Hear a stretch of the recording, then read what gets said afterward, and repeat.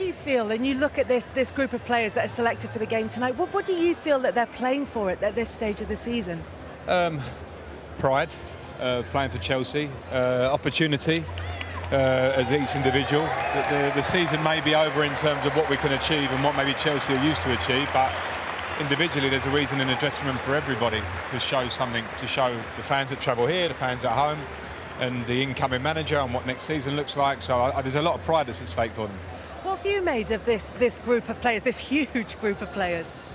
Yeah, well, it is a huge group, and I think that's been challenging for me, but for probably every manager this season, every coach, because I think when you work, you know that firstly there are ways that you work which the numbers can be a problem for you practically, and then there's the collective mindset and spirit of the group of the fact that we've got a squad of low 30s and you're leaving a lot of people at home. You want that real competition and driven competition and a good number of players, and that's been challenging. So I think on one part I can see that can affect players maybe a bit negative, that they feel out of it, but at the other part there's also responsibility on players to show that they should be part of the 10 that start or on the bench and coming in. So I think we've probably found a difficult balance this year, and I've obviously come in at the back end of that.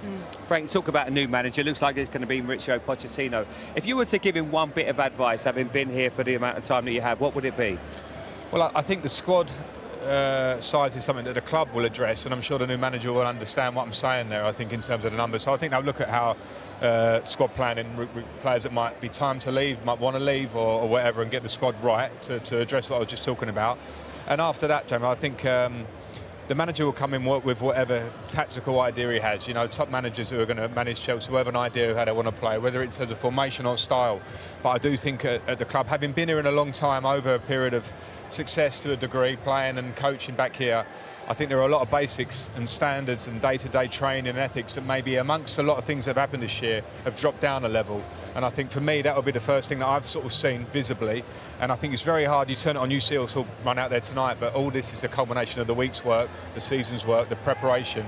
And I think those basics, and I'm not standing there telling the manager what to do, because I'm sure the level of manager coming in is going to want to see that themselves and address it. But in my short period, I can say that maybe that basic level before you get to tactics needs to step up a gear again.